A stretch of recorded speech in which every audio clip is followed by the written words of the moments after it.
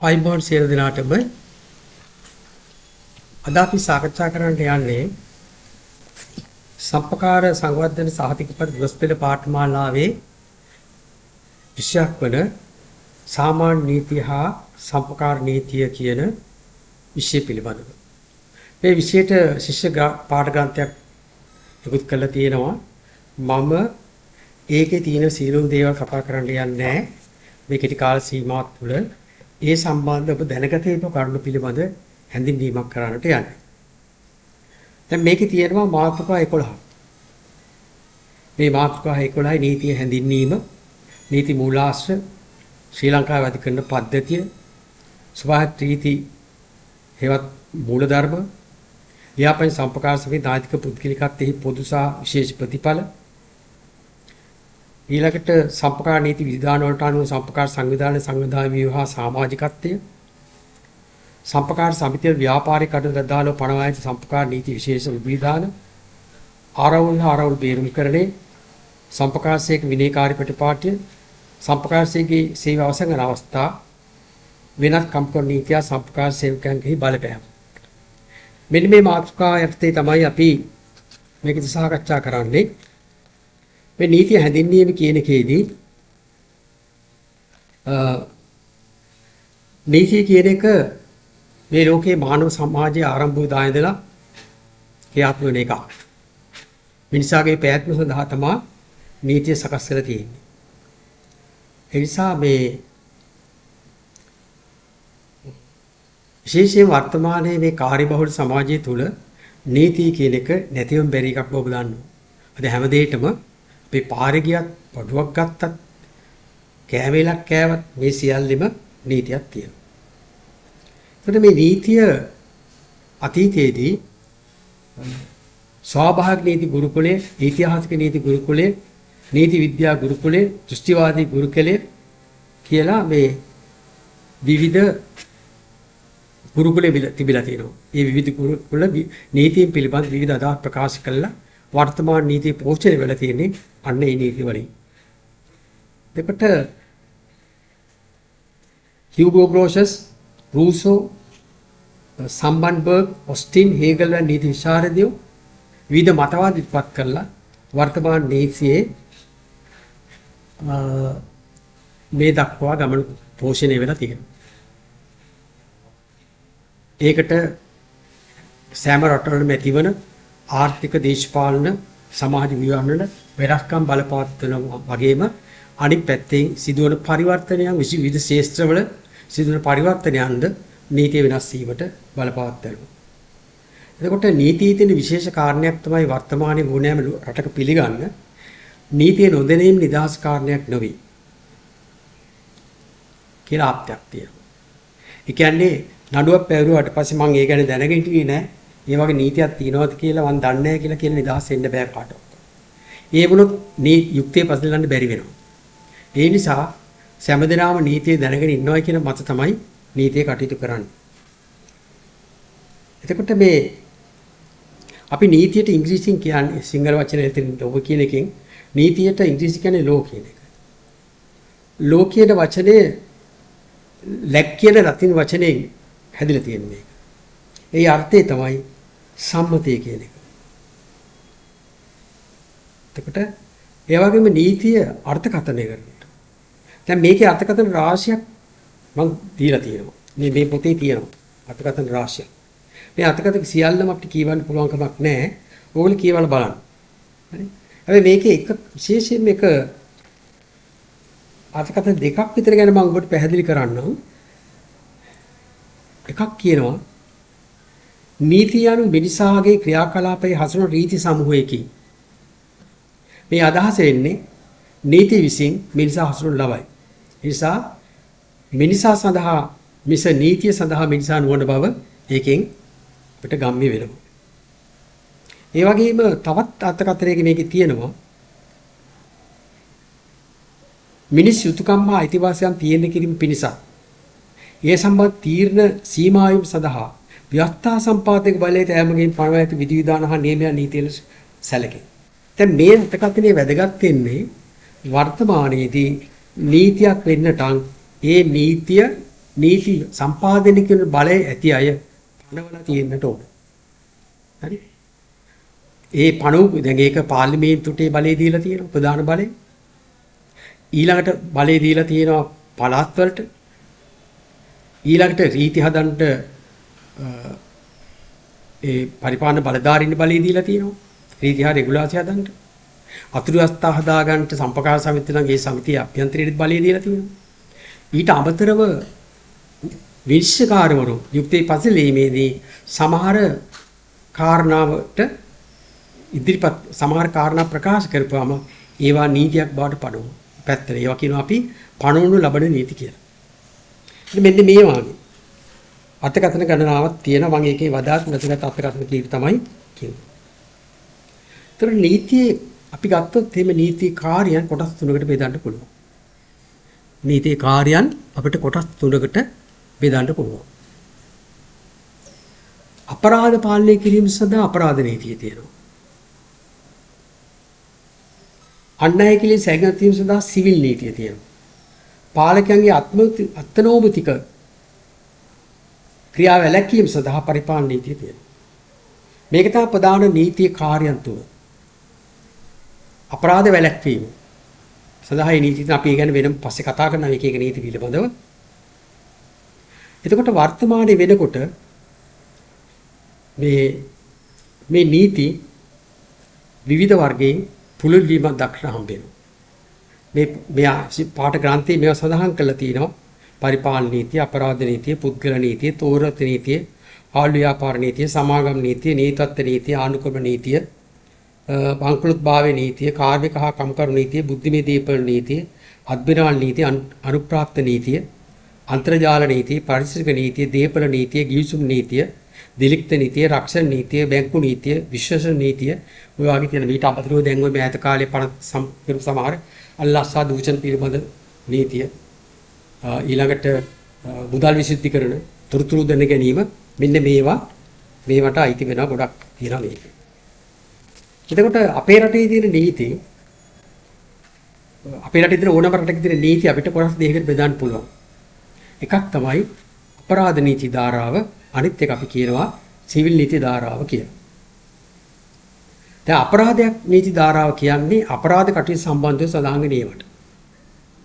එතකොට අපරාධයක් සමාජ විරෝධී ක්‍රියාවක් හැටියට සලකන නිසා අපරාධ නඩු පිළිබඳ පරීක්ෂා කිරීම, අපරාධ නඩු පැවරීම ආදී පිළිබඳව හා අපරාධ නඩුවක පැමිණිල්ල මෙහෙයීම වාගේ කාරණා රජය විසින් කරනු ලබනවා. ඒකට තමයි පොලිස් දෙපාර්තමේන්තුව, රජයේ නීති දෙපාර්තමේන්තුව වගේ දේවල් පිටවල තියෙන්නේ. එතකොට එයින් අදහස් වෙන්නේ පුද්ගලයාට අපරාධ නඩුවක් පවරන්න පුළුවන් කියලා. නමුත් එයාට තියෙන පහසුකම් අඩුයි. ඒතර අපරාධ නඩුවක තියෙන විශේෂත්වය තමයි අපරාධ නඩුවක් විසඳීමේදී අධිකරණයේ සලකා බලනු ලබන ප්‍රධාන මූලික સિદ્ધාන්ත දෙකක් තිබෙනවා. සාවද්‍ය ක්‍රියාව හා සාවද්‍ය චේතනාව කියන අන්නේ දෙකයි. සාවද්‍ය ක්‍රියාවට ඇක්ටිව් use කියලා කියනවා. සාවද්‍ය චේතනාවට අපි මේන්ස් ක්‍රියාව කියලා කියනවා. එතකොට සාවද්‍ය ක්‍රියාව කියන්නේ වැරදි ක්‍රියාව. ඒක නීති පොත්වල සඳහන් වෙලා තියෙනවා. ගණනීය සංග්‍රහයේ තියෙනවා, වෙනත් නීති පොත්වල තියෙනවා. සාවද්‍ය චේතනාව කියලා කියන්නේ පුද්ගලයේ අපරාධයක් කිරීම පිළිබඳ මානසික අංගයට තමයි සාවද්‍ය චේතනාව කියන්නේ. ඒ නිසා අපරාධ නීතියේදී චේතනාවකින් තොරව කරන කිසිදු වරදක්, කිසිදු ක්‍රියාවක් අපරාධ වරදක් නොවන බව නීතියේ පිළිගත් સિદ્ધාන්තයක් තියෙනවා. ඒ නිසා තමයි ගණනීය සංග්‍රහයේ සිහිමද භාවය, බීමත්කම, පුද්ගලිකාර්ස අයිතිය ඊළඟට ආදී විතරේක සඳහන් කරලා තියෙන්නේ. ඒ චේතනාවක් නැතුව කරන ක්‍රියාවකින් අපරාධයක් වෙන්නේ නැහැ කියන එක පැහැදිලි කරන්න. සිවිල් නීතිය කරන්නේ පුද්ගලයන්ගේ අයිතිවාසිකම් ආරක්ෂා කිරීම. එක පුද්ගලයෙක්ගේ අයිතීන් තව පුද්ගලෙක් විසින් කඩනකොට ආරක්ෂා කිරීම. ඒකට තියෙනවා නීති ගොඩක්. පුද්ගල නීතියේ තියෙනවා, ගිවිසුම් නීතියේ තියෙනවා, දිලික්ත නීතියේ තියෙනවා, තෝරත නීතියේ තියෙනවා, දීපල නීතියේ තියෙනවා, පරිවාහක නීතිය, දොරකඩ හදා ගැනීම වැනි පුද්ගලික කාරණාවට බලපාන නීති තියෙනවා. ඒක තමයි සිවිල් නීතියටත් තියෙන්නේ. සිවිල් නීතියක් දෙපාර්ශ්වයක් අතර ඇති වෙන ආරවුලක් හිට අපිට සලකන්න පුළුවන්. මේක යුක්ත වීම සඳහා සිවිල් නීති තියෙනවා. ඊළඟට අපේ තියෙනවා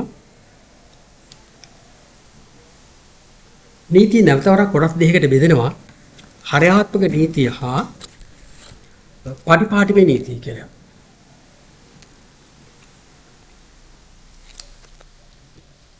හරයාත්මක නීතිය කියලා කියන්නේ යම්කිසි නීතියක තියෙන හරය. හරි? ඒවා හරවත් නීතිය ලෙස හඳුන්වනවා. සබ්ස්ටැන්ෂියල් ලෝ කියලා පාර්ලිමේන්තුවේ සම්මත කරන 50 වල ඊළඟට පළාත් සභාවල තියෙන මේ ප්‍රඥප්ති වල පරිපාලන බලධාරීන් පනවන රීති රෙගුලාසි වල ඒ වගේම සම්පකාර සමිතියක නම් ත්‍රිස්ථාවල කාර්යක්‍රම වල තියෙන හරයාත්මක නීති. කියන්නේ මෙන්න මේ දේ මේ විදිහට වෙන්න ඕන කියන එක. ඒක තමයි හරය. ඒ නීතිය ඇත්ත වශයෙන්ම ගොඩක් අනත් සම්බන්ධ කරන්නේ මේ හරයාත්මක නීතිය ඇතුළත් කරලා. ඊළඟට තියෙනවා කාර්යපටිපාට නීති ප්‍රොසීඩියර් ලෝ කියන්නේ. කාර්යපටිපාටේ නීතිය කියලා කියන්නේ ඒක යම්කිසි එකක් ක්‍රියාත්මක කිරීම සඳහා තියෙන නීති වලට තමයි අපි කාර්යපටිපාට නීති කියලා කියන්නේ. දැන් උදාහරණයක් ලංකාවේ තියෙන සිවිල් නඩු දාන සංග්‍රහය, අපරාධ දාන සංග්‍රහය, සාක්ෂි පනත වගේවා උදාහරණයකට දෙන්න පුළුවන් මේ කියන කාර්යපටිපාටි යටතේ. හරි. ඒ වගේම පනතක අභිනියෝජන ව්‍යවස්ථා කියන්නේ ඔය ඩෙලිගේටඩ් ලෝ කියලා කියන්නේ රීති හා රෙගුලාසි මේ වගේම පනත්වල තියෙනවා විධානාත්මක වගන්තිය උපදේශාත්මක වගන්ති කියලා. විධානාත්මක වගන්තියක් කියලා කියන්නේ ඒ දේ ඒ අදාළ බලයේ ඇති පුද්ගලයා විසින් කළ යුතුයි. යාට ඒක මඟ හරින්න බෑ. ඒක නොකර සිටීම වරද. මේක සාමාන්‍යයෙන් වගන්තියක ක්‍රියාකාරී ආඛ්‍යාතයේ මත මේක තීරණය වෙනවා. යුතුයි කියලා තියෙන තැන්වල සිංහලෙන්. ඉංග්‍රීසියෙන් shall නැත්නම් should කියලා තැන්වල එක්කල යුතුයි කියලා තියෙනවා. හැබැයි මතක තියාගන්න ඒ වචනෙන් පමණක් එන්නේ නැහැ සමහරට ඒ වගන්තිය ඉදිරි තියෙන ආකාරය අනුව අධිකරණය විසින් තීරණය කරනවා ඒක විධානාත්මක වගන්තියක්ද උපදේශාත්මක වගන්තියක්ද කියලා. ඒක උපදේශාත්මක වගන්තියක් කියලා කියන්නේ විදේශ එක අනිත් එක තමයි ඒක උපදේශයක්. ඒක කරන්නත් පුළුවන් නොකරන්න. එතන තියෙනවා ඒ අදාළ බලධාරයට අභිමතයක්. එතකොට ඒක අපි සිංහලෙන් අපි වාක්‍ය අවසන් කරන හැකිය කියලා. ඉංග්‍රීසියෙන් නම් might නැත්තම් මේ කියලා කියනවා. හැබැයි ඒකත් අර වගේම මේ මුළු වාගන්තිය මැත්තේ තේරුම් අරන් කරන්න ඕනේ. දැන් උදාහරණයක් ඇටියට අපි ගත්තු සම්පකාර නීතියේ සම්පකාර සමිතියක් ලියාපදිංචි කළ හැකිය කියලා තියෙනවා. ඒ කියන්නේ ලියාපදිංචි කරන්න බැඳිලා නැහැ. නමුත් එක තැනක තියෙනවා තව තැනක තියෙනවා සෑම ලියාපදිංචි සම්පකාර සමිතියක වාර්ෂිකයට වරක්වත් රෙජිස්ට්‍රාර්වරයා විසින් හෝ ඔහු විසින් සාමාන්‍ය විශේෂයෙන් බලය පවරන කෙනෙකුලා විගණනයක් කළ යුතුයි. ඒක විධානයක්. මේ විගණනය කර නොහිටියොත් එහෙම ඒකේ වගකීම ඒ බලධරයාට බැන වෙනවා. එතකොට මේ අපි ගත්තොත් එහෙම අපේ ඊළඟ කොටසට එන නීති මූලාශ්‍ර ගත්තොත් එහෙම මේ නීති මූලාශ්‍ර කියලා කියන්නේ ඕනම දෙයකට මූලාශ්‍ර තියෙනවා. එතකොට යුක්තිය පසළදීම සඳහා අධිකරණයක් උපයෝග කරගන්නේ මෙන්න මේ මූලාශ්‍ර. මේ මූලාශ්‍ර කොටස් දෙකකට බෙදෙනවා. අනුගම්‍ය නීති මූලාශ්‍ර හා අනුනයන නීති මූලාශ්‍ර කියලා. අනුගම්‍ය නීති මූලාශ්‍ර කියන ඒවා තමයි අධිකරණයේ ප්‍රබල්‍ය සලකන්නේ. ඒකට තියෙනවා ව්‍යවස්ථාපේ මූලාශ්‍ර, අභිනියෝජන ව්‍යවස්ථා මූලාශ්‍ර, නඩු තීන්දුව, සිරිත් ආගමික නීති මූලාශ්‍ර කියන ඒවා අනුගම්‍ය නීති මූලාශ්‍රයට සලකනවා. ලංකාවේ පාර්ලිමේන්තුවේ සම්මත කරන පනත් තමයි ප්‍රධාන වශයෙන්ම ආණ්ඩුක ව්‍යවස්ථාවට පස්සේ තියෙන ප්‍රධාන අනුගම්‍ය නීති මූලාශ්‍රය. මේක 1948 නිදහස් ලැබීමට පෙර මේවා ආච්ඡා පනත්තන් ඕඩිනන්ස් වශයෙන් හැඳින්වුවා. වර්තමානයේදී ඒවා ඇක්ට් වශයෙන් හඳුන්වනවා. එතකොට මේ පනතක් අධිකරණයේ විසින් විග්‍රහ කිරීමේදී මේකට පරමාධිපත්‍ය බලයක් තියෙන ආයතනයකින්ද මේක පිහිටවල තියෙන්නේ කියලා බලනවා. මොකද පරමාධිපත්‍ය බලයකින් පිහිටවල නැති නීතියක් අධිකරණේ ප්‍රශ්න කරන්න පුළුවන් වෙනස් කරන්න. දැන් මේ සම්බන්ධව අපේ අධිකරණය පරමාධිපත්‍ය බලය පිළිබඳව 1948 ඉඳලා යම් කාරණා වෙලා තියෙනවා. උදාහරණයක් හැටියට 1947 අපේ ආණ්ඩුක ඒකේ ස්වාධීනතා පරිත්‍යාගයට ආණ්ඩුක ව්‍යවස්ථාවේ පාර්ලිමේන්තුවට පාර්ලිමේන්තුවට පසුපස බලපාන දෙන නීති හදන්නටවත් විශේෂ කණ්ඩායමකට බලපාන නීති හදන්නටවත් බැරි වගන්තියක් ඒකේ තිබුණා. ඒක ඔය රජනීති ලියනගේ අල්ලස් කොමසාරිස් ඉදිරියට රණසිංහ අල්ලස් කොමසාරිස් දින කාර්යප්‍ර කියන නඩුවලදී එංගලන්තයේ රාජාධිකරණයේ තීන්දුව කරනවා බ්‍රිතාන්‍ය සාමන්ත්‍රණ මණ්ඩලය ලංකාවට මේ නීති පනවන්න බලයක් නැහැ. නමුත් 1972 ලංකාවේ පනවන ජනරද ව්‍යවස්ථාවෙන් ඒ තත්ත්වය වෙනස් වෙනවා. ඊට පස්සේ 78 ව්‍යවස්ථාව තියෙනවා. අද වෙනකොට පාර්ලිමේන්තුවේ සම්මත පනතක වළංගුභාවයේ පරීක්ෂා කිරීමට කිසිදු අධිකරණයකට බලයක් නැහැ. එතකොට නීතියක් සම්මත කරන්න. ඒකෙදී අපි නීති අවශ්‍යතාව අඳුර ගන්නවා. කැබිනට් මණ්ඩලය විසින් ඒවා නීති කිටුපත් දෙපාර්තමේන්තුවට යොමු කරනවා. නීති දෙපාර්තමේන්තුව එක කිටුපත් කර නීති පත්‍රයට යවනවා. නීති පත්‍රය පරීක්ෂා කරලා බලලා දෝෂ තියෙනවා නම් ඒ සම්බන්ධ ආපහු එනවා. එතකොට අවසාන කිටුපත් නැවත හදනවා.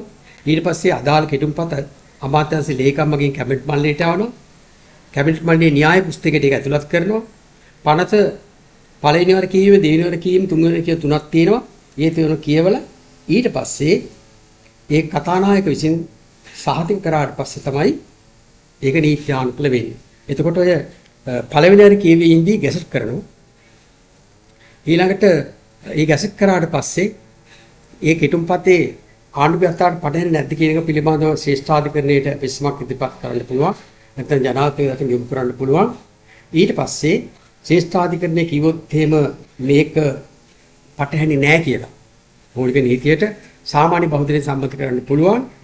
ඒ වගේම ශ්‍රේෂ්ඨාධිකරණයේ කිව්වොත් එහෙම මේක 3/2 ඡන්දයෙන් සම්මත කර ගන්න ඕන කියලා 3/2 ඡන්දයෙන් සම්මත කර ගන්න ඕන නැත්නම් නීතියක් වෙන්නේ නෑ. එහෙම නැත්නම් අර වගන්ති අයින් කරන්න ඕනේ. එහෙම නැත්නම් ශ්‍රේෂ්ඨාධිකරණයේ කියනවා සාමාන්‍ය බහුතරයට අමතරව ජනමත විචාරණයට යන්න ඕනේ. ඒකට එවැනි අවස්ථාවල ජනමත විචාරයකට යන්න ඕනේ. ඊට පස්සේ පාර්ලිමේන්තුවේ සම්මත කළා කතානායක සහතික කිරීම තමයි මේක රටේ නීතියක් බවට පත්. අභිනියෝජන ව්‍යවස්ථා කියන්නේ පාර්ලිමේන්තුවේ සම්මත කළ ලද පනතක නැත්නම් පළාත් ප්‍රඥප්තියක තියෙන කාරණා ක්‍රියාත්මක කිරීමට තියෙන පරිවාර නීතියක් හැටියට හඳුන්වන්න පුළුවන්. හරි? ඔය රෙගුලාසි, රීති, නියෝග, අතුව්‍යවස්ථා ආදී නමින් හඳුන්වන්නේ මෙන්න මේ අභිනියෝජන ව්‍යවස්ථා. එතන මේ අභිනියෝජන ව්‍යවස්ථා පැනීමේ බලය දීලා තියෙනවා පරිපාලන බලධාරීන්ට. ඇමතිවරුන්ට දීලා තියෙනවා ඊළඟට ආයතන ප්‍රධානීට දීලා තියෙනවා. එතකොට යම්කිසි විදියට පනතට පටහැනිව හෝ පනත අභ්‍යවනය කරන හෝ ආකාරයට මේ රීතියක් පනවල තියෙනවා නම් අධිකරණයට පුළුවන් ඒ අභිනෝජන ව්‍යවස්ථාව බල රහිත කරන්න ඒකෙන් ගත ක්‍රියාමාර්ගය. දැන් එක නඩුවක් තියෙනවා මේ දකුණු පළාතම සම්බන්ධ වෙච්ච එක නිගමනි නෙල්සන් මෙන්ඩෙස් ඉදිරියේ සම්ප්‍රදාය කොමසාරිස් කියන නඩුවක් ඒ වගේම BMH බණ්ඩාර ඉදිරියේ සම්ප්‍රදාය කොමසාරිස් කියන අභියාචන නඩුවලදී රෙජිස්ට්‍රාර් මේ අමාත්‍යවරයා ගැසට් කරන ලද මේ රෙගුලාසි 20 ගැන කතා කරන්නේ මේ රෙගුලාසි 20 නැත්නම් රීති 20 ගැන කතා කරන්නේ මේ රීති 20 මුල් පනත අභිභවනය කරනවා කියලා බලාපොරොත්තු හසු වෙනවා කියලා ඒ ගත්ත ක්‍රියාමාර්ග අවශ්‍ය කරලා තියෙනවා. ඒ වගේම තීරක ප්‍රදාන තීරක ප්‍රදානයකට විරුද්ධ අභියාචනයක් ඉදිරිපත් කිරීමේදී මේ තැන්පත් මුදල පිළිබඳව පරවා තිබෙන රීතිය බල රහිත බව සෙබස්තියන් පෙනාදින කටාණු විදුලි සේවා සම්පකාර සමිතිය පිළිබඳ නඩුවේදී ශ්‍රේෂ්ඨාධිකරණය තීන්දුව කළා තියෙනවා. මම මේ ටික කිව්වේ අර පනතට පටහැනිව රීතියෝ රෙගුලාස් හැදුවොත් ඒ රෙගුලාසියත් එක්ක ගන්න ක්‍රියාමාර්ග බල රහිත වෙනවා කියලා කියන්නේ. ඊළඟට මේ අභිනෝදන න්‍යස්තා හදන්න දීලා තියෙන නිසා මේවා පාර්ලිමේන්තුවේ සම්මත කරන්නේ නැහැ සමහර ඒවා.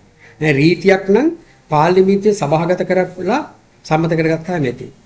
සමහර රෙගුලාසි තියෙනවා අමාත්‍යවරයා ගැස්ට් කරන එක. දැන් සම්පකාර රීති පාර්ලිමේන්තුවට යවන්න ඕනේ. රෙගුලාස් සම්පකාර කොමිසම සභා රෙගුලාසි ආණ්ඩුකාරයා ජනාධිපතිවරයා නෙවෙයි සමාවෙන්න මේ විශේෂ භාර අමාත්‍යවරයා මේ ගැස්ට් කරපුවාම හිදායතේ ක්‍රියාත්මක වෙනවා. එතකොට දැන් මේ ගැන විවේචන තියෙනවා. මොකද එකක් තමයි රීතියකින් මිනිසුන්ට හානියක් සිද්ධ වෙනවා. සමහර රීතිය කරදර පටහැනි වෙන්න පුළුවන්. මේ නිසා රීති ගැන බරපතල විවේචන තියෙනවා. ඒ නිසා රීති පාලනය කිරීම සඳහා අපේ නීතියෙන් යම් යම් විධිවිධාන පනවලා තියෙනවා. එකක් තමයි පාර්ලිමේන්තු මගින් පරිපාලනය කිරීම කියලා එකක් තියෙනවා. ඒ අතදී තමයි අර සමහර රීති පාර්ලිමේන්තුව සම්මත කර ගන්න ඕන. හැබැයි පනතක් සම්මත කරන විදිහට නම් නෙවෙයි. මේක නිකන් සභාගත කළා ආයේ කියවම සම්මත වෙනවා.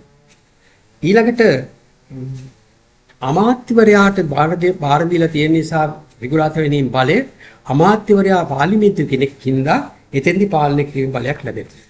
ඒ වගේම පුළුවන්කම තියෙනවා අධිකරණ පාලනය කරන්න. ඒ කියන්නේ වැරදි රීතියක් බලරහිත කරන්නට අධිකරණ බලය තියෙනවා. ඒ සම්බන්ධව එංගලන්තයේ නඩු තීන්දුවක් තියෙනවා. ඒ වගේම ඔය මෑත කාලේන නන්දසිලෝචන පෙරේරා ඉදිරි ඔය බස්නාහිර පළාත් සම්පකාර සංඝ කොමසාරිස් කියන සම්පකාර රීති වලට සම්පකාර රීති 21 ඌයකට අදාළ නායකල්ප පිළිබඳ නඩු තීන්දුව ගන්න පුළුවන් ඒ රීති සම්බන්ධව. ඊළඟ වැදගත් නීතිමූලාශ්‍රය වෙන්නේ නඩු තීන්දුව. නඩු තීන්දුව කියනවා අපි නීතියේ කියනවා unenacted law කියලා. ඒ කියන්නේ විනිශ්චයකාරයන් දෙන තීන්දුව ඒගොල්ලන් හදන ලීද ජජ්මන්ට් ලෝ හැටියට සම්බන්ධයි. ඒවා අධිකරණයේ විසින් ඒවා නීති හැටියට පසුපාලික පිළිගන්නවා අධිකරණයේ විසින්. මොකද පූර්ව නඩු තීන්දුව ගන්නවා. ලංකාවේ අධිකරණ පද්ධතිය පිළිහිටලා තියෙන්නේ පූර්ව අනුගම්‍ය න්‍යාය කියන එක අනුව. ඒ කියන්නේ ඉහළ අධිකරණයේ දෙන තීන්දුව වලට පහළ අධිකරණ බැඳී සිටිනවා. ඒකට කියනවා පූර්ව අනුගම්‍ය න්‍යාය නැත්නම් ස්ටාටික් සයිස් කියලා. ඒ නිසා ශ්‍රේෂ්ඨාධිකරණයේ හෝ අභ්‍යාසගත නඩු තීන්දුවක හරය පල්ලෙහා අධිකරණ අනුගමනය කරනවා එක එක සිද්ධීන් සම්බන්ධයෙන්. දැන් මේ නඩු තීන්දුවක තියෙනවා නඩු තීන්දුවේ හරය හා නඩු තීන්දුවේ ආගන්තුක ප්‍රකාශ කියලා. නඩු තීන්දුවේ හරයට කියනවා රේෂියෝ ඩිසිෂන් කියලා. ආගන්තුක ප්‍රකාශ වලට කියනවා ඔබිටර් ඩික්ටෝ කියලා. එතකොට මේ විශේෂයෙන්ම අධිකරණයේ නඩු තීන්දුව හරය තමයි ගොඩක් වෙලාවට නව නීති වාර්තාවල සඳහන් වෙන්නේ. එතකොට ඒ හරය අනුව තමයි නඩු තීන්දුවක් නීති මූලාශ්‍රයටපත් වෙන්නේ. ඊළඟට අපේ වාගේ රටවල් වල මේ සිරිත් සලකනවා නීති මූලාශ්‍රය හැටියට. හැබැයි හැම සිරිතක්ම නීති මූලාශ්‍රයක් වෙන්නේ නැහැ. නීති මූලාශ්‍රයක් වෙන්නට නම් කියනවා සිරිත පැරණි වෙන්න ඕනේ. රෝමනස් නීතියට අනුව නම් ජීවත් වෙන පරම්පරාවට පැරණිවීම. ඉංග්‍රීසි නීතියට අනුව නම් 12 වන සියවසට වඩා පැරණිවීම. ඒකට පරණ එකක් වෙන්න. ඒ වගේම සිරිත නිශ්චිත වීම. ඒ කියන්නේ ඒක නොවෙනස්ව භාවිතා කර තිබෙන්න ඕනේ. සිරිත සාධාරණ වීම. ඒ කියන්නේ වෙනත් සිරිතකට ගැටෙන්න බෑ. රටේ පිළිගත් සාමාන්‍ය නීතියට පටහැනි වීම. ඊළඟට අතීතයේ සිට ප්‍රසිද්ධී භාවිතා කරන රහසිගත නොවීම. මේක තමයි අපේ රටේ නීතියේ සිරිත්. විශේෂයෙන්ම තේසවලම නීතිය හැදලා තියෙන සිරිත් වලින්. දැන් තේසවලම නීතියේ සිරිත් විශේෂ විවාහ සිරිත් එහෙම තියෙනවා. දැන් උදාහරණයක් හැටියට තේසවලම නීතියේ තියෙනවා මේ ඒ අයගේ ගෙයක් ඕලාපල නැත්නම් තල්කොළ වලින් ආවරණය කර ගන්න පුළුවන්. ඒකට ඒකට ඇතුල් වෙන්න බෑ කාටවත් අවසරය නැතුව. ඒ සිරිත අධිකරණය පිළිගත් අවස්ථාවක් තියෙනවා. ඒ වගේම ඒගොල්ලන්ගේ මංගල චාරිත්‍ර මංගල තැල්ල බඳින එක. ඊළඟට ඔය පිත්තල පහන් පත්තු කරන එක, අඹකොළ තියෙන එක මේ වාගේ චාරිත්‍ර තියෙනවා. මේ චාරිත්‍ර අතීතයට පැවතෙනවා. ඉතින් ඕනතරම් තේසවල නීති නඩු තීන්දුව තියෙනවා. ඒ චාරිත්‍ර නිසසොටි නොකිරීම නිසා එම විවාහය සිදු නොවුණු බවට. හැබැයි මේ සිරිත ඒ කියන්නේ පරණ ඉඳලා එන එක. ඒක නිශ්චිත වෙන්න. සාධාරණ වෙන්නට ඕනේ. හරි? දැන් ඒ වගේම දැන් ඔය දැන් මුස්ලිම් නීතියේ තියෙනවානේ සුන්නත්කරණය කියන එක. දැන් ඒක සිරිතක් ඒගොල්ලෝ අනුගමනය කරන ආගමන සිරිතක්. සාමාන්‍ය කෙනන් ඒක අපරාධයක්. කියන්නේ මේ තුවාල කිරීම. නමුත් ඒ සිරිත එනවා. ඒ වගේම සාධාරණ වෙන්න ඕනේ කියලා තියෙනවා. දැන් මේ අපි කවුරුත් දන්න කාරණයක් අපි දැන් අපේ රටේ අතීතයේ තිබුණා විවාහවලදී මනමාලයා යවනවා. ඊළඟට දෙවෙනි ගමන කියලා ගිහිල්ලා මනමාලිගේ පාරිශුද්ධ වාහය බලනවා. අද නම් බලන්නේ නැහැ කවුරුත්. එතකොට මේ බලන්න. එතකොට දැන් ඒකෙදි ඒ මත සමහර විවාහ පිළිබඳ ප්‍රශ්න එනවා. අපේ රටේ කිසිදු නීතියක නැහැ ඒ මත දික්කසාද ගන්න පුළුවන් කියලා. ඒ කියන්නේ ඒක පිළිගත හැකි සිරිතක් නෙවෙයි කියන කාරණේ. ඒක සාමාන්‍ය නීතියට පටන්. මේ වාගේ තියෙනවා. මම ඉතින් පිටින් මේවා කියන්නේ ඊළඟ ආගම නීති මූලාශ්‍ර. ආගම නීති මූලාශ්‍ර තියෙනවා. මේක බෞද්ධ, Hindu, මුස්ලිම් ආගමික මුසා ලංකාව භාවිතා වෙනවා. දැන් මුස්ලිම් නීති මූලාශ්‍ර අනුව කාති උසාවි වලින් තමයි නඩු අහන්නේ. ඊළඟට බෞද්ධ නීති මූලාශ්‍ර විශේෂම සංඝ සමාජය ගැන ඒ දීපල ගැන බෞද්ධ විහාරා දේවාල ගම්පනත මෙන්න මේවා යටතේ ඒවා නීත්‍යානුකූල ක්‍රියාත්මක වෙනවා. ඒක ගෝල પરම්පරාවට යන එකක් ඒක. ඒකට අපේ රටේ නීති අනුව විහාරාධිපතිවරයාට තමයි විහාරේ දීපල අයිති වෙන්නේ. ඔහු මේ ගියාට පස්සේ දැන් සාමාන්‍ය නීතිය නම් උරුම කරන්නේ නැහැ. ඊළඟට යන්නේ ඊළඟ විහාරාධිපතිට. මේ විදිහටයි යන්නේ. තේසාලම නීතියේදී ජනයාගේ විවාහයේ දික්කසාදී දරුකම් හදා ගැනීම අනුප්‍රාප්තිය දැන් ওই තේසාලම නීතියේ දරුකම් හදා ගැනීමේදී ඒ දරුකමට හදාගන්න පවුල් දෙකම එකිනෙකා ඉදිරියේ කහවතර ගුණනවා. මෙන්න මේ වගේ සිරිතක් තියෙනවා. හරි? අද නම් අපිට ඒක අධිකරණයේ තියෙන එක නීතිය. ඊළඟට ওই කතා කරේ අනුගම්‍ය නීති මූලාශ්‍ර ගැන. ඊළඟට තියෙනවා අනුනායන නීති මූලාශ්‍ර. අනුනායන නීති මූලාශ්‍ර කියලා කියන්නේ නීති විසරණකේ මත ඔය නීති විසරදියෝ ඔය උඩරට නීතිය ගැන පානබොක්කේ ඒක ඉතින් නීති නිගණ්ඩු වාගේ දේවල් ඊළඟට ඩොයිලිගේ වාර්තා ඊළඟට ඔය ලන්දේසි නීතියේ වැන්ඩ කීසල් බින්ෂූක වාගේගේ මේ නම් ගොඩක් මේකේ තියෙනවා ඊළඟට ඉංග්‍රීසි නීතියේ ජෝන් නාම මෙන්න මේ වාගේ අය ගන්න ඊළඟට අපි ගත්තොත් සම්පකාර නීති මූලාශ්‍ර 1911 ඉඳලා ලංකාවේ සම්පකාර නීති සම්මත වෙලා ඇවිල්ලා අද වෙනකොට මධ්‍යම රජයටත් ඒ වගේම ප්‍රඥප්ති සම්පත කරන්නේ නැති වයම පළාත, උතුරු පළාත හා නැගෙනහිර පළාතටත් තවදුරටත් බලපවත්වන්නේ 1972 අංක 5 සම්පකාර සමිති පනතත් ඒ පනතේ 83 අංක 32 හා 92 අංක 11 කියන සංශෝධන පනත. ඒකට 13 වෙනි ව්‍යවස්ථා සංශෝධනයෙන් පස්සේ මේ සම්පකාර විෂය විමධ්‍යගත වුණාම මේ යටතේ නීති සකස් කිරීමට බලය දීලා තියෙනවා මේ ඒ පළාත් වලට. ඒ අනුව දකුණු පළාතේ සම්පකාර සමිති ප්‍රඥප්තිය සම්මත කරගෙන තියෙනවා. මේ පාඨ ග්‍රන්ථයේ ලියන අවස්ථාවේදී එම ප්‍රඥප්තිය දකුණු පළාතේ ක්‍රියාත්මක වෙන්නේ නැහැ. ඒකට හේතුව මේකට එරෙහිව නඩු පාවරලා තිබුණා. ඒ නඩු වලින් මේ ප්‍රඥප්තිය ක්‍රියාත්මක කිරීම වළක්වලා තිබුණා. නමුත් දැන් ඒක ක්‍රියාත්මක වෙනවා 1998 අංක 1 දරන දකුණු පළාත් සභාවේ සම්පකාර සේව කොමිසම සභා ප්‍රඥප්තිය කියලා. හරි. ඒ අංකේ පුරි වැරද්දක් තියෙන මම ඔයාලට කියන්නම්. හරි. එතකොට අභිනය නීති හැටියට තියෙනවා රීති 1972 අංක 5 දන සම්පකාර සමිති පනතේ 61 වෙනි අවගන්ති යටතේ 93 ඇලීර 5 1974 1/10 දින රීති නිකුත් කළා තියෙනවා. බොහෝ පළාත්වල මේ රීති ක්‍රියාත්මක නොවන නිසා රීති සම්පාදනය කරගෙන නැති නිසා මේ රීති තවදුරටත් බලපවත්වනවා. නමුත් මේ වෙනකොට සබර්ගම වූවාගේ පළාත් මේ රීති සම්පාදනය කරගෙන තියෙන දකුණු පළාත් තම රීති සම්පාදනය කරගෙන නැහැ. ඊළඟට රෙගුලාසි සම්පකාර රෙගුලාසි තියෙන ලංකාවේ දකුණු පළාතට බලපාන්නේ සම්පකාශයේ කොමිෂන් සභාව විසින් නිකුත් කරන ලද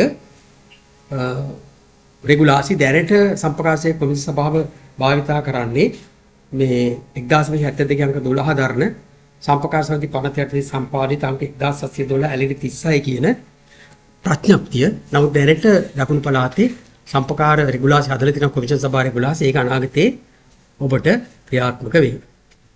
ඊළඟට පළාත් ප්‍රඥප්ති කියන එකේදී ඒ පළාතට අදාළ ප්‍රඥප්තිය සම්මත කරගන්නට පුළුවන් කියන එක අපි කතා කරලා තියෙනවා. හරි? ඒ අනුව මේ ප්‍රඥප්ති දකුණු පළාතේ ප්‍රඥප්ති 2019 අංක 6 දකුණු පළාතේ ප්‍රඥප්ති අංක 2019 අංක 6. හරි? අංක 6 දැන් ප්‍රඥප්තිය. එතකොට මේ ප්‍රඥප්තිය තමයි මේ පළාතේ ක්‍රියාත්මක වෙන්නේ. එතකොට ඒක පළාත් සභාව විසින් සම්මත කරලා තියෙන්නේ. ආණ්ඩුකාරයා සහතික කරපු දෙන්න තමයි මේ ප්‍රඥප්තිය වළංගු වෙන්නේ. ඊළඟට තියෙනවා අතුරු ව්‍යවස්ථා. මම කෙටියෙන් කියන්නේ අතුරු ව්‍යවස්ථා කියන්නේ සෑම සම්පකාර සමිතියක අතුරු ව්‍යවස්ථා තියෙන්න ඕනේ. ඒකට අපි කියනවා අභ්‍යන්තර නීතිය. අභ්‍යන්තර නීතිය කියනවා. එතකොට මේ අභ්‍යන්තර නීතිය ඒ සමිතිය විසින් මහා සභාව විසින් පිළිගත්තට පස්සේ රෙජිස්ට්‍රාර්වරයා ව්‍යාපංචි කරාට පස්සේ තමයි ඒක අතුරු ව්‍යවස්ථා ක්‍රියාත්මක වෙන්නේ. ඒ වගේ මේ අතුරු ව්‍යවස්ථා සංශෝධනය කිරීමේ බලය තියෙනවා මේ සමිතියට. හැබැයි සංශෝධනයක් රෙජිස්ට්‍රාර්වරයා විසින් ලියාපදිංචි කරන තුරු වළංගු වෙන්නේ නැහැ. ඒ අතුරු ව්‍යවස්ථා සංශෝධනයක් සමිතියේ මහ සභාවය අනුමැතිය ගන්න ඕනේ. ඒ වගේම රෙජිස්ට්‍රාර්ට ලියාපදිංචි කරන්න ඕනේ. මහ සභාව අනුමැතිය ගන්නකොට සීමා සාහිත්‍ය සමිතියක් නම් මහ සභාවට තන්දි දෙන්න බලය තියෙන අයගෙන් අඩකට වැඩි ගණනක් තන්දි දෙන්න ඕනේ. ඊළඟට සීමා රාජ්‍ය සමිතියක් නම් මහ සභාවට පැමිණීමේ තන්දි දෙන බලයෙන් අඩක්වත් වෙලා එකෙන් 4/3ක් තන්දි දෙන්න ඕනේ. මේ දෙක නැතුව රෙජිස්ට්‍රාර් විසින් ඒකට පූර්ව නිමිතියක් ලබා දෙනවා නම් සාමාන්‍ය ගණපොලිසිය මහ සභාව රැස්වීමක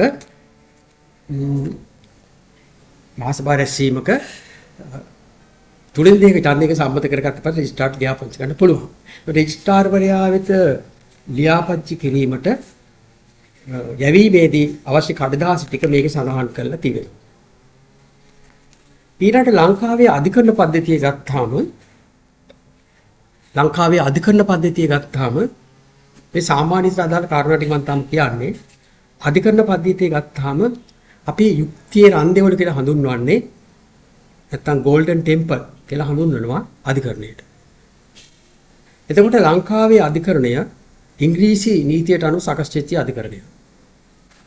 මේ අධිකරණයේ ආණ්ඩුක ව්‍යවස්ථාවෙන් පනවල තියෙනවා මේ අධිකරණය පිළිබඳව. ආණ්ඩුක ව්‍යවස්ථා 105ක වගන්තියෙන් ලංකාවේ අධිකරණ තුනක් ගැන හඳුන්වනවා. ශ්‍රී ලංකා ශ්‍රේෂ්ඨාධිකරණ, ශ්‍රී ලංකාවේ අභියාචන අධිකරණ හා ශ්‍රී ලංකාවේ මහා අධිකරණ හා ප්‍රථම අවස්ථා අධිකරණ කියලා අධිකරණ වර්ග තුනක් හඳුන්වනවා. ඊළඟ 1978 අංක 2 දන අධිකරණ සංවිධාන පනතේ අධිකරණ හඳුන්වනවා මහා අධිකරණ, විසාධිකරණ, මහේස්ත්‍රාත් අධිකරණ හා සූල ආයතන උසාවි. ඒ කියන්නේ ඉස්සර මේ ප්‍රාථමික උසාවි කියන එක දැන් කියන්නේ සුළු ආයතන උසාවි කියලා. එතකොට ලංකාවේ සිවිල් අධිකරණ බලය හා අපරාධ අධිකරණ බලය කියන එක කොටස් දෙකකට ගත්තොත් තේම සිවිල් අධිකරණ බලයේ ඉහළම අධිකරණ වෙන්නේ ශ්‍රේෂ්ඨ අධිකරණය. ඊළඟට අභියාචන අධිකරණය. ඊළඟට මහා අධිකරණය, ඊට පාලින් දිසා අධිකරණය. අපරාධ අධිකරණ බලයේ ඉහළම අධිකරණයේ ශ්‍රේෂ්ඨ අධිකරණය අර වගේම, දෙවෙනි එක අභියාචන අධිකරණය අර වගේම, තුන්වෙනි එක මහා අධිකරණය අර වගේම, හතරවෙනි එක විතරක් වෙනස් වෙනවා ඒක මහේස්ත්‍රාත් අධිකරණය. ඒත් මේ අනුව ලංකාවේ අධිකරණ පද්ධතිය පෙළගස්සන්න පුළුවන් මේ විදිහට. ශ්‍රේෂ්ඨ අධිකරණය, අභියාචන අධිකරණය, මහා අධිකරණය, දිසා අධිකරණය, මහේස්ත්‍රාත් අධිකරණය, සුළු ආයතන අධිකරණය කියන. හරි? එතකොට මේකෙදී ශ්‍රේෂ්ඨ අධිකරණය කියන්නේ ලංකාවට ඉහළම තියෙන අධිකරණය. ඉහළම අධිකරණය. මේකට ඉහළින් අධිකරණයක් නැහැ. 1972 ඉස්සෙල්ලා තිබුණා එංගලන්තේ රාජ අධිකරණයට යන්න පුළුවන්. නමුත් 72 ව්‍යවස්ථාවෙන් අයින් කරා. අපි තියෙන ඉහළම අධිකරණය. ඒකනේ ශ්‍රේෂ්ඨාධිකරණය තමයි ලංකාවේ මූලික අයිතිවාසිකම් පිළිබඳ නඩු, සීලම නඩුවල අභියාචන අධිකාරියට කටයුතු කරන ඉහළම අවසාන අභියාචන තන හැටියට මූල්‍ය ඉතිහාස කරන නඩු ඊළඟට රිට්ටාචාන් නිකුත් කිරීම ජනාධිපති පෙස්සම් විභාග කිරීම මෙන්න මේ වාගේ කාරණා ආණ්ඩුක්‍රම ව්‍යවස්ථා අර්ථකථනය කිරීම මේ බලතල ශ්‍රේෂ්ඨාධිකරණයට තියෙනවා. ඒ ශ්‍රේෂ්ඨාධිකරණයේ විනිශ්චයකාරවරුන් පත් කරන්නේ ජනාධිපතිවරයා විසින් පාර්ලිමේන්තු ව්‍යවස්ථාදායක මණ්ඩලයේ නිර්දේශ අනුව. එතකොට ඒ අනුව ලංකාවේ ශ්‍රේෂ්ඨාධිකරණයේ විනිශ්චයකාරවරයෙක් අවුරුදු 65 දක්වා සේවය කරන්න පුළුවන්. ශ්‍රේෂ්ඨකාරණේ ඉන්න විනිසුරු වරු 6 දෙනෙක් අඩුම 6 දෙනයි වැඩිම 10 දෙනයි. ඒ ශ්‍රේෂ්ඨාධිකරණේ තීරණ ගැනීමේදී විනිසුරු මණ්ඩලෙ ඉන්නවා. ඔය පූර්ණ කට්ටු කියනවා 5 නැහැ 7 තියෙනවා. ඒ වගේ තීරණ අර තීරණ වල ඉහළින් තියෙනවා. අභියාචන අධිකරණය කියන්නේ අභියාචන විභාග කිරීම සඳහා තියෙන අධිකරණයේ 15 අධිකරණ වලින් එන. ඒකට විරුද්ධව ශ්‍රේෂ්ඨාධිකරණය යන්න පුළුවන් මොකද? අභියාචන අධිකරණයට පුළුවන් රිට්ටාචාර්ය ගන්නට 15 අධිකරණ වලින් එන ඒවා විභාග කරන්නට ඒ වගේම මැතිවරණ පෙස්ස විභාග කිරීම බලය දීලා තියෙන්නේ අභියාචන අධිකරණයට. හරි? එතකොට ඒ වගේම අභියාචන අධිකරණයක් අභ්‍යාසාධිකේ ඉන්නේ සභාපතිවරයෙක් ඒ ජනාධිපතිවරයා පත් කරන්නේ ඒකෙත් විනිසුරු 6ත් 11ත් අතර ප්‍රමාණයක් කියන ව්‍යවස්ථාදායක සභාවේ නිර්දේශ අනුව ඒ අනුව වයස අවුරුදු 65යි. ඊළඟ මහාධිකරණ තියෙනවා ලංකාවේ. ලංකාවේ මහාධිකරණ 5ක් තියෙනවා. මහාධිකරණ කියන්නේ මුල් අධිකරණ වලේ තියෙන මහාධිකරණේ පළාත්බද්ධ අධිකරණ කියන්නේ පළාත් සභාව පිහිටින් පස්සේ පළාත් අධිකරණ පිහිටවල තියෙනවා. ඊළඟට සිවිල් අභියාචන අධිකරණ කියන්නේ පළාත්ම සිවිල් අභියාචන කියන්නේ ඒ පළාතේ සිවිල් අපරාධ අභියාචන අධිකරණයට එන්නේ නැතු කරන තියෙන ඒවා වාණිජ්‍ය මහා අධිකරණේ මිලියන 3ට වැඩි වාණිජ දඬු වහන ඒවා විශේෂ මහා අධිකරණ කියන්නේ ට්‍රයල් ඇන්ඩ් බා කියලා කියන ඔය දැන් ඔය අහන්නේ 1982 අංක 12 දාන්න පොදු දේපල විශ්ලේෂණලා ගැන පන්ති නඩු එහෙම අහන්නේ විශේෂකාර 3 දෙනෙක්ගෙන් සමන්විත ඒවා අන්න ඒවට කියලා කියනවා. එතකොට මහා අධිකරණයට ලැබෙන බලතල පළාත්බද්ධ මහා අධිකරණයට ලැබෙන බලතල මේ පොතේ සඳහන් කරලා තියෙන ඔක්කොමට කියන්න වෙලාවක් නැහැ. හැබැයි විශේෂයෙන් මේ විශේෂ මහාධිකරණ ගැන මට කියන්න තියෙනවා. විශේෂ මහාධිකරණේ විනිශ්චයකාරෝ දෙන්නෙක් ඉදිරියේ නඩුව අහන්නේ. හරි? එතකොට සාමාන්‍ය මහාධිකරණයක ඉන්නවා ජූරි සභාවක්. මේක ජූරි සභාවක් නෑ. අර කරන ජූරි සභාවක් මේ නැතුණත් නඩුව අහන්න පුළුවන්. නමුත් විශේෂ මහාධිකරණ වලදී එහෙම වෙන්නේ නෑ. ඒ එනපත් කරන අනිත් කාරණේ තමයි වෙනත් මහාධිකරණයක දුන්න තීන්දුවකට එරෙහිව අභියාචනා කරන්න පුළුවන් අභියාචන අධිකරණ. නමුත් විශේෂ මහාධිකරණ දින තීන්දුවකට එරෙහිව අභියාචනා කරන්න පුළුවන් ශ්‍රේෂ්ඨාධිකරණයට තමයි. දිසා අධිකරණයෙන් කරන්නේ සිවිල් නඩු අහන එක. ඔය බෙදුම් නඩු, තර්කෝණ හදා ගැනීම නඩු, දික්කසාද නඩු, දීපල නඩු මේ සියල්ලම තියෙන්නේ ඒකේ. අපහාස නඩු මේ සියල්ලම අහන්නේ ඒක. ඊළඟ මහේස්ත්‍රාත් අධිකරණ වල තමයි අපරාධ නඩු අහන්නේ. සාමාන්‍ය අපරාධ නඩු පොඩි අපරාධ නඩු අහන්නේ හා ඉහළ මහාධිකරණයේදී අධිචෝදනා පත්‍රයක් දෙන්න තරම් ප්‍රමාණවත් කාරණාවක් තියෙනවද කියලා මූලික විමර්ශන නඩු අහන්නේ මහේස්ත්‍රාත් අධිකරණ විසින්. ඒ සඳහා මහේස්ත්‍රාත්වරයෙක් ඉන්නවා. මේ මහාධිකරණ විශ්ලේෂකවරු, දිසාධිකරණ විශ්ලේෂකවරු, මහේස්ත්‍රාත්වරණ විශ්ලේෂකවරු, සුළු ආයතන විශ්ලේෂකවරු පත් කරන්නේ අධිකරණ සේවා කොමිසම සභාව විසින්. එතකොට සුළු ආයතන අධිකරණ කියලා කියන්නේ ඔය ප්‍රාථමික අධිකරණ වලට රුපියල් 1500ට වටිනාකමට වඩා අඩු සාමාන්‍ය නඩු අහන එක තමයි සුළු ආයතන අධිකරණ කියලා කියන්නේ. ඒවා ඔය පොඩි ඉඩම් නඩු වගේ දේවල් තමයි කියන්නේ පොඩි කාලකෝලහල ඔයගේ නඩු. ඊළඟ කම්කරු විනිශ්චය සභාව තියෙනවා. කම්කරු විනිශ්චය සභාවක් කියලා කියන්නේ කම්කරුවක් යම්කිසි ස්වාමියෙක් කම්කරුවෙක් සේවයෙන් පහ කරොත් ඒ සේවකයා සහන ලබාගෙන යන්නේ කම්කරු විනිශ්චය සභාවට. කම්කරුසාවේ සභාපතිවරයා අතිරේක මහේස්ත්‍රාත්වරයෙක් සලකනවා. එතකොට කම්කරු විනිශ්චය සභාවකට සේවකයා පැමිණි කරාට පස්සේ ස්වාමියා කැඳවලා ඒ නඩුව අහලා ඒගොල්ලන්ගේ තීන්දුව දෙනවා.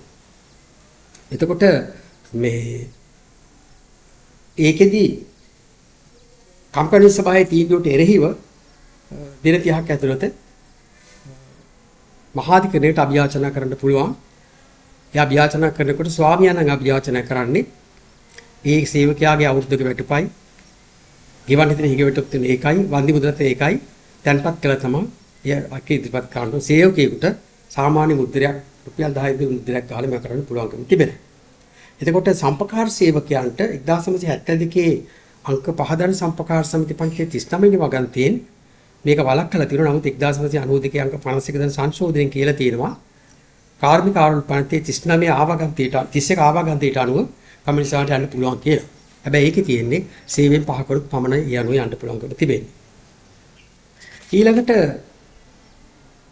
රටක අධිකරණයේ ස්වාධීනත්වය සඳහා තියෙනවා විධිවිධාන පනව. මේ පොත කියවලා මේක කියවලා ගන්න ඒකේ තියෙනවා ශ්‍රේෂ්ඨකාරී විනිශ්චයකාරවරු පත් කරන ආකාරය, ඔවුන්ගේ නිල කාලය, ඔවුන්ට වැටුප් ගෙවන ආකාරය, වේතනය අඩු කරන්න බෑ කියන කාරණේ. හරි? ඊළඟට වෙනත් අනතුරකට පත් නොකිරීම. ඊළඟට විශ්‍රාම ගත්තට පස්සේ අවසරේ නැතුව නැවත නීතිඥයන් කටයුතු කිරීම වාගේ දේවල් සීමා කිරීමක් කළා තියෙනවා. ඊට අමතරව අධිකරණ සේවා කොමිෂන් සභාව පිහිටවලා ඒ කොමිෂන් සභාව මගින් මේ මහාධිකරණ විනිශ්චයකාරවරුන්ගේ මාරුවීම් පත් කිරීම මේ වාගේ දේවල් මහාධිකරණ, විසාධිකරණ, මහේසාත් අධිකරණ මේ වාගේ පහළ තියෙන අධිකරණවල කටයුතු කරනවා. එතකොට අභියාචනයක් කියලා කියන්නේ පහළ අධිකරණයෙන් දෙන තීන්දුවකට එරෙහිව කරන අභියාචනයක්. ප්‍රතිසෝදනයක් කියලා කියන්නේ පහළ අධිකරණ දීලා තියෙන තීන්දුවක් වැරදි නෛතික දෝෂයක් තියෙනවා නම් ඉහළ අධිකරණයක් ලවා ඒ දෝෂ ඉවත් කිරීමට තමයි ඔය රිවිෂන් ඕඩර් එකක් ඉල්ලනවා කියලා කියන්නේ. ඊළඟට බහලෙත රිට් ආඥා. රිට් ආඥා වර්ග කීපයක් තියෙනවා. සර්ජරාරි, මැන්ඩාමස්, ප්‍රොහිබිෂන්, ඕවරන්ටෝ, හැබැස් කොපුස් කියලා. සර්ජරාරි වාඥාව කියන්නේ පරිපාලන බලධාරියෙකු දුන්න තීන්දුවක් බලරහිත කරවා ගන්න එක. මම කෙටියෙන් කියන්නේ. මැන්ඩාමස් රිට් ආඥාව කියලා කියන්නේ පොදු යුතුයකම් ඉටු කිරීමට බැලී සිටින නිලධාරියෙක් ඒ යුතුයකම ඉටු කරන්නේ නැති වෙලාවක ඒ ඉටු කරවා ගැනීම සඳහා ගන්න ආඥාව. ප්‍රොහිබිෂන් ආඥාව කියන්නේ යම් කිසි දෙයක් ස්ථිරව තහනම් කිරීම සඳහා ගන්න ආඥාව. ඕවරන්ටෝ ආඥාව කියලා කියන්නේ යම් කිසි කෙනෙක් වැරදිින් තරතුරකට පත් වෙලා තියෙනවා නම් ඒක අහෝසි කිරීම සඳහා ඉල්ලන ආඥාව. හැබැස් කෝප්ස් කියලා කියන්නේ යම් කිසි කෙනෙක් තමන්ගේ අත්අඩංගුවේ තියාගෙන ඉන්නවනම් තංගඩේ තියාගෙන ඉන්නවනම් මේ අවසරයක් නැතිව යන්නේ එයා ඉදිරිපත් කරන්න කියලා අධිකරණය ඉදිරිපත් කරන හැබැස් කෝප්ස් ආඥාව. ඊළඟට මේ අධිකරණ බලය අපිට කොටස් දෙකකට බෙදන්න පුළුවන්. එකක් තමයි අර්ධ අධිකරණ බලය, අනිත් එක තමයි වාසි නැත්තම් එකක් තමයි පූර්ණ අධිකරණ බලය, අනිත් එක තමයි අර්ධ අධිකරණ බලය. අපි ඉස්සෙල්ලා කතා කරපු අධිකරණ වල තියෙන්නේ පූර්ණ අධිකරණ බලය. අර්ධ අධිකරණ බලය කියන එක ආණ්ඩුක්‍රම ව්‍යවස්ථාවෙම කියනවා අධිකරණ බලයක් දීලා තියෙනවා කියලා රාජ්‍ය නිලධාරීන්ට. ඒ නිසා ඔවුන්ගේ තීරණ ආණ්ඩුක්‍රම ව්‍යවස්ථාවෙන් පිළි අර ගැනීමට අවශ්‍ය නීති හදලා තියෙනවා. හරි. හැබැයි ඒ අධිකරණ බලය වැරදි විදිහට පාවිච්චි කරොත් ඒක බලාත්කාර රැස්වීමේ තීන්දුව බලරහිත කරන්න පුළුවන්. ඒකට කියනවා අධිකාරී බලයක් නොමැතිව කටයුතු කිරීම, ව්‍යවස්ථාවේ සඳහන් විධාන මාර්ගන්ති උල්ලංඝනය කිරීම, ස්වභාවිත මූලධර්ම කඩ කිරීම කියලා තියෙනවා. අත්විඳින ආචාම්පරයේ 22ක වගන්තිය. ඔය තමයි අපේ රටේ අධිකරණයේ පිළිබඳ තියෙන කාරණා ටික. ඊළඟට අපිට වැදගත් වෙනවා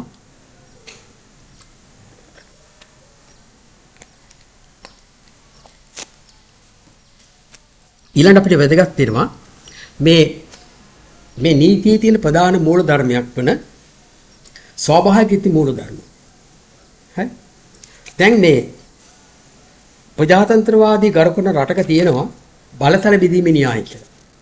මේක ඔය සොක්‍රටිස් කියලා පටන් ගන්න අන්තිමට ඔය මොන්ටෙස්කියුගේ විසිග්‍රහයන් උතා මේක සිද්ධ වෙන්නේ. එතකොට මේකේ තියෙන ව්‍යවස්ථාදායක විධායක අධිකරණ කියලා තුනක්. ව්‍යවස්ථාදායක බලය කියන්නේ නීති සම්පාදනය කිරීමේ බලය. විධායක බලය කියන්නේ ක්‍රියාත්මක කිරීම බලය. අධිකරණ බලය කියන්නේ නීති අර්ථකථනය කිරීම හා නීති ඒ වර්ධි කරන දනුවම් දීමේ බලය.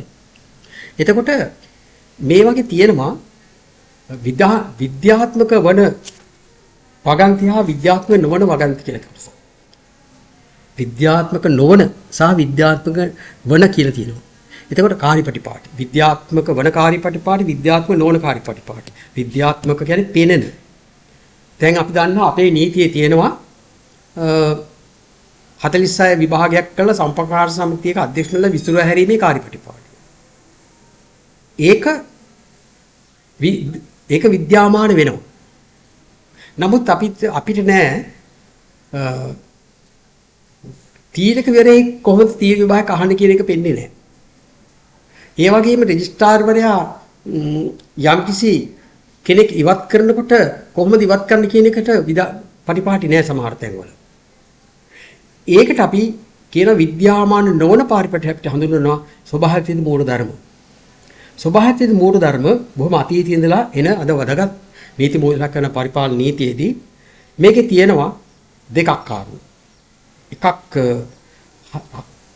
සවන් දීමේ රීතිය අනිත් එක පක්ෂවාදී භවයෙන් තොරීමේ රීතිය. සවන් දීමේ රීතිය කියලා කියන්නේ අනිත් පැත්තට කියන්නේ යමක් තියනවා කියන කාරණය. මේ සම්බන්ධව විශේෂයෙන්ම එංගලන්තයේ කිංස් එදිරි කේම්බ්‍රිජ් නඩුව කියලා තියෙන බෙන්ටි නඩුව කියලා විවාහ කරනවා. ඒකේ තිබිච්ච මූලධර්ම ප්‍රයෝග කරගන්නවා. දැනුම් දීමට ඇති අයිතිය, පිනිසින්ට ඇති අයිතිය, සාක්ෂි දීමට ඇති අයිතිය, පරස්පර විශ්ලේෂණයට අයිතිය. මේ පාඨ ග්‍රන්ථයේ මේ සඳහන් නඩු තීන්දුව ගණනාවක් තියෙනවා. මේක අනුගමනය කරන්නට ඕන අනිවාර්යයෙන්ම. එතකොට ඒක මේ සවන් දීමේ සීටි යටතේ හැම වෙලාවෙම අනිත් පැත්තට අහුම්කම් දෙන්න ඕනේ. තීරකවරයෙක් අහුම්කම් දෙන්න ඕනේ. පෙස්සම් විභාගයේදී අනිත් පැත්තට අහුම්කම් දෙන්න ඕනේ. ඊළඟට 46 විභාගයේ චෝදනා දෙන්න ඉස්සෙල්ලා අහුම්කම් දෙන්න ඕනේ.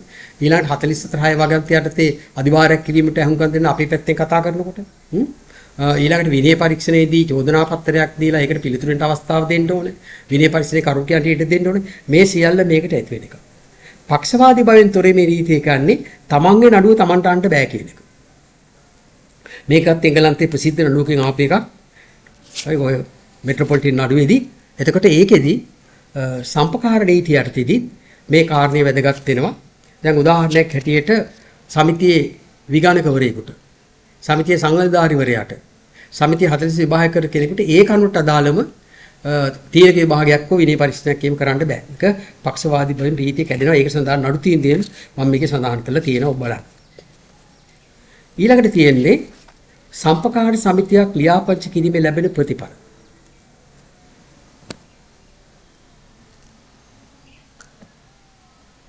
සම්පකාර සමිතියක් ලියාපදිංචි කිරීමේ ලැබෙන ප්‍රතිඵල.